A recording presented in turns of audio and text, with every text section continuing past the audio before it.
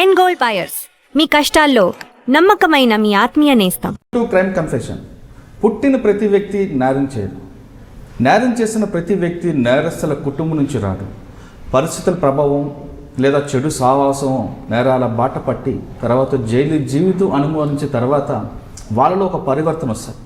అటువంటి పరివర్తన వాళ్ళని జైలు శాఖ గుర్తించి వాళ్ళకి జీవనోపాధి కల్పిస్తున్న వ్యక్తుల్ని ఈ వారం పరిచయం చేస్తాం. ఈ వారం మన గెస్టులు ఇద్దరు ఉన్నారు. ఒకరు చైన్ స్నాచింగ్ చేశారు, మరో వ్యక్తి మర్డర్ చేశారు. నిజంగా చైన్ స్నాచింగ్ ఎందుకు చేయాల్సి వచ్చింది, ఇంకొక వ్యక్తి మర్డర్ చేశారా లేదా అక్కడున్న ఆ సర్కంస్టెన్స్లో అతను కానీ చిక్కుకున్నాడా, ఏ పరిస్థితుల్లో వాళ్ళు నేరం చేశారనే విషయాన్ని వాళ్ళని అడిగి తెలుసుకుందాం. ఒకరి పేరు శివ, మరొకరి పేరు మధు. శివ, మధు వీళ్ళిద్దరూ ఈరోజు మన గెస్టులు. వాళ్ళని అడిగి ఎలాంటి క్రైమ్ చేశారనే విషయాన్ని వాళ్ళని అడిగి తెలుసుకుందాం. మధు, ఫస్ట్ చెప్పు, నువ్వు నేరాల బాటలు ఎందుకు చదువుకున్నానంటున్నావు? సికింద్రాబాద్ పద్మారాయణలో ఉన్న నువ్వు నేరాల వైపు ఎందుకు రావాల్సి వచ్చింది?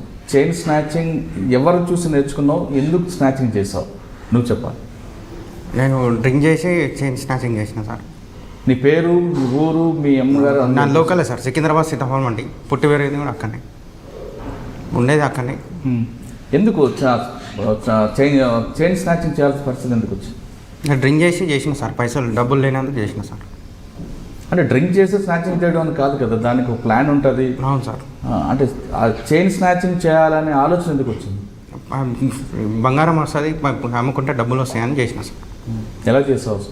బైక్ మీద పోయినా సార్. బైక్ మీద రోడ్ పైన బండి ఆపి వెనక ముంగట నడుచుకుంటూ పోతుంటే వెనకకి వెళ్ళి లాగి తెంపుకొని ఉట్టిన 2 grams వచ్చింది సార్. తీసుకొని అమ్మేస్తే 4,000 వచ్చినాయి సార్. ఆ 4,000తో నువ్వు జీవితం సరిపోద్దు అనుకున్నావా? ఏదైనా వస్తాయి కానీ బీర్లు గీర్లు తాగొచ్చు అని తీసుకున్నా సార్. ఆ 4,000తో ఏం చేస్తావు? 4,000 తీసుకొని మొత్తం తాగేసిన సార్. డ్రింక్ చేసేసిన, ఎంజాయ్ చేసేసిన సార్. 4,000 రూపాయలు? అవును సార్. తిరుపతి పోయినా సార్. ఆ తర్వాత తిరుపతికి వెళ్ళిపోయినా, టీవీలో వస్తుంది. తిరుపతికి వెళ్ళిపోయి 40 days దాకా ఎవరికి ఫోన్ చేయలేదు. నువ్వు చేస్తావు ఎందుకు ఎలాగొచ్చింది?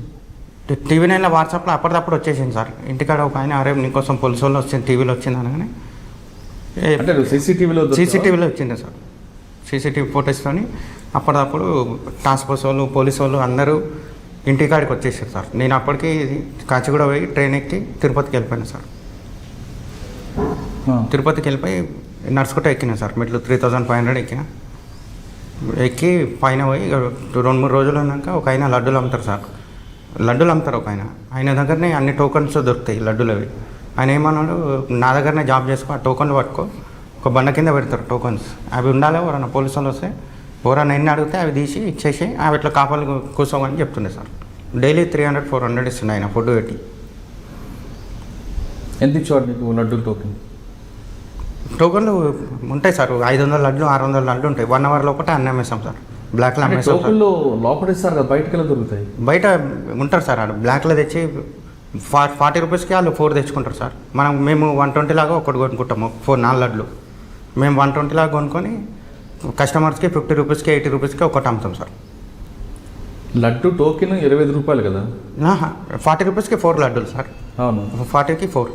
నడుచుకుంటా ఒకటి ఎక్కితే ఫ్రీ లడ్డు ఒకటి వస్తుంది, 5 టోకెన్ వేస్తారు సార్. దాన్ని అది వాళ్ళు భక్తులు తీసుకోరా? భక్తులు కాదు సార్, ఇట్లా బక్కనికి వచ్చిన వాళ్ళు చాలామంది ఉంటారు, ఈ బిజినెస్ చేస్తారనమాట. టోకన్లు తెచ్చి మీకు ఇస్తే మీరు డబ్బులు ఇస్తారు, ఎక్కువ ఇస్తారు దానికి.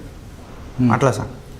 ఆ టోకెన్లు అంటే లైన్లో వెళ్తున్న వాళ్ళు లడ్డూల కోసం కొంతమంది వెళ్తుంటారు. అవును సార్, లడ్డూల కోసమే కొంతమంది వెళ్తారు. ఆ టోకన్లు తెచ్చి మాకు అమ్ముతారు సార్. లేకుంటే మీరు ఎంత కొంటారు? మేము 120కి 4 లడ్లు కొనుక్కుంటాం సార్. మేము 40 రూపాయలది 3 రెట్లు కొంటారు. అవును సార్. కొని మేము అమ్ముతాం సార్. 50 రూపీస్కి ఒకటి, 80 రూపీస్కి ఒకటి సార్. సీజన్ బట్టి అమ్ముతాం సార్. 1 hour లోపల అన్ని కంప్లీట్ అయిపోతుంది సార్. అంటే అక్కడ లడ్డూలు బ్లాక్లో దొరుకుతాయనే విషయం ఎవరు భక్తులకు ఎలా తెలుస్తుంది? అడుగుతారు సార్, వచ్చి అడుగుతారు. ఆ ఏరియా అలాగ ఉంటుంది అనమాట. లడ్డూలు ఎక్కడది? కొండ మీద మన టీవీ దగ్గరనే సార్. రాగి చెట్టు ఉంటుంది, ఆ టీవీ ఉంటుంది కదా సార్ పెద్దది, మన అన్నదానం కానీ అనే సార్. ఎవరు ఈ మొత్తం ఈ బ్లాక్ మార్కెట్ చేస్తుంది ఎవరి పేరు? తిరుపతి రెడ్డి. తిరుపతి. ఆయన దొరుకుతాడు అక్కడ? ఆయన దొరకడు సార్. దొరికితే పోలీసు వాళ్ళకి కూడా మామూలు ఇస్తారు, 1000-2000 ఇచ్చేస్తాడు. పోలీసు రాయడం ఉన్నప్పుడు వెళ్ళిపోతాడు ఇక కిందికి అప్పచెప్పేసి.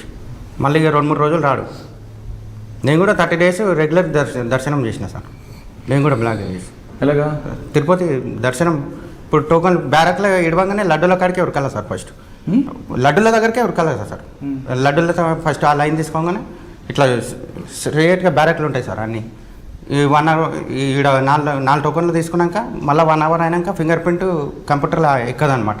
మళ్ళీ ఇంకో బ్యారక్లకి అది ఓపెన్ చేయగానే మళ్ళీ అలా 4 అట్లా రోజు 20 లడ్లు తీసుకొని వస్తుండే సార్. నేను 1 hourకి ఒకసారి ఫింగర్ ప్రింట్ 1 hour లోపల మళ్ళీ ఫింగర్ పెడితే దొరికిపోతాం. వాళ్ళకి 1 hour తర్వాత గ్యాప్ తీసుకొని మళ్ళీ ఇంకో బ్యారక్లో పోయి మళ్ళీ టోకన్లు తీసుకొని వస్తుంది సార్.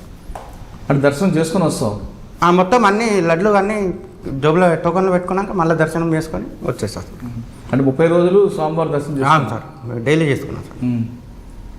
ఆ లడ్డూలు తీసుకొచ్చి మేము అమ్మేస్తుండే, ఈయనకి ఇచ్చేస్తుండే, డబ్బులు ఇస్తుండే. నీకు ఎంత వస్తుంది రోజుకి? రోజుకి నేను 300-400 అమ్ముతుండే సార్. వస్తుండే పైన. ఆ డబ్బులు ఏం చేసేవాడు? ఆ డబ్బులు రోజు ఇక కొండ దిగుడు, బీర్లు తాగుడు, మళ్ళీ బస్సులు ఎక్కుడు అదే మీదకి. అంటే పైన మందు దొరకదా? పైన దొరకదు సార్, ఏం దొరకదు. సిగరెట్ కూడా దొరకదు, ఏం దొరకదు. అంటే ఆ విధంగా ఇక్కడ పద్మారావు నగర్లో చైన్ స్నాచింగ్ చేసి ఆ డబ్బులతో తిరుపతి వెళ్ళి ఆ లడ్డూలు బ్లాక్లో అమ్మి, అవును సార్, ఆ డబ్బులతో మన కిందకి రావడం, తాగడం, మళ్ళీ పైకి వెళ్ళడం. మళ్ళీ పైకి పోవడం. ఓకే. మరి ఎందుకు హైదరాబాద్ వచ్చావు? హైదరాబాద్ ఇంట్లోని పోలీసు వాళ్ళు ఒక 300-400 నంబర్స్ అందరి ఫ్రెండ్స్ని అందరిని పట్టుకొని ఏడున్నా అని అందరిని అడిగింది సార్. అడిగితే నేను 40 days దాకా ఇంటికి కాల్ చేయలేదు సార్. ఇక మా అమ్మని తీసుకుపోతారు, మా డాడీని ఏడు ఉంటారు, మా చుట్టాలు ఇళ్ళ అందరి ఇంటికి తీసుకుపోయారు సార్. ఏడున్నాడు వాళ్ళు, మీ చుట్టాలు ఎంతమంది ఉన్నారని అందరు చుట్టాల ఇంట్లో క్రైమ్ వాళ్ళు, టాస్క్ ఫోర్స్ వాళ్ళు, ఓల్డ్ సిటీ వాళ్ళు ఒక 500-600 నంబర్స్ పోలీసు వాళ్ళు తిరిగారు సార్ నా కోసం. 40 days తర్వాత అప్పుడు ఫోన్ చేస్తే తిరుపతిలో ఉందంటే మా ఏరియా పిఎస్ వాళ్ళు ఒక 30-40 మంది తిరుపతికి వచ్చాడు. టాస్క్ ఫోర్స్ వాళ్ళు కూడా వచ్చారు తిరుపతికి. నేను తిరుపతి పిఎస్లో ఒక ఆయన ఉంటాడు, చిలకలు కూడా పిఎస్ చుట్టాలు అవుతానంట సార్. ఆయన నంబర్ ఇచ్చాడు, నేను లొంగిపోతున్నా సార్ అని తిరుపతి పిఎస్లో లొంగిపోయినా సార్. తిరుపతి పిఎస్లో వస్తే అప్పుడు మళ్ళీ టాస్క్ ఫోర్స్ వాళ్ళు వచ్చి ఇడికి తీసుకొని వచ్చారు సార్. చిన్న 2 grams ఏం చేసిన బంగారం అంటే అమ్మేసిన సార్ అని చెప్పిన. దేవుని అయితే నన్నైతే ఇంతవరకు ఒక్క దెబ్బ కూడా కొట్టలేదు సార్. చిన్నతో కూడా ఏడుందో మా ఫ్యామిలీని కూడా డీటెయిల్స్ అందరిని ఎంక్వైరీ చేస్తే ఆ మంచి ఫ్యామిలీ ఏడు, ఏమి కేసులు చేయలేదు, మంచోడే అని నాకు పోలీస్ స్టేషన్లో సిఐ కూడా ఆ చిన్నతో కూడా ఏడబెట్టినావు తెచ్చిచ్చేసే నీకు ఒక్క దెబ్బ కూడా కొట్టాను అని చెప్పింది సార్. చెప్తే ఫస్ట్ నేను అమ్మలు పడేసిన ట్రైన్లోకి వెళ్ళాను. మళ్ళీ ఆడికే పోవాలి, ఏడ పడేసినావు ఆడికే పోదాం నడు అంటుడు. ఆ తర్వాత ఇక చెప్పాలా కంపల్సరీ అని ఈ కాళ్ళ చేతుల మీద ఒక 10 కాళ్ళ మీద కొట్టిరు సార్. చెప్పిన సార్ అడ్రస్ చెప్తే ఆయనను కూడా మార్వాడని అని తీసుకొని వచ్చారు. ఆయనను కూడా రిమైండ్ చేసి జైలుకు పంపించారు సార్. ఇద్దరం కలిసి జైలుకు వెళ్ళాం సార్. జైల్లోకి వెళ్ళి ఏమనిపించింది? జైలుకి వెళ్ళాక మంచిగా ఒక వారం రోజులు భయం అనిపిస్తుంది సార్, జైలు అంటే ఎట్లా ఉంటుందో అని. ఆ తర్వాత లోపల ఇక మంచిగా స్కూల్ గీళ్ళు అన్నీ చదువు రాకుంటే రోజు ఒక అక్షరం నేర్చుకోవాలని చెప్తారు సార్. నేను ఆయన ఆల్రెడీ ఇంగ్లీష్ వస్తుంది కాబట్టి ఇంగ్లీష్ చదువుకుంటూ కూర్చున్నాను సార్.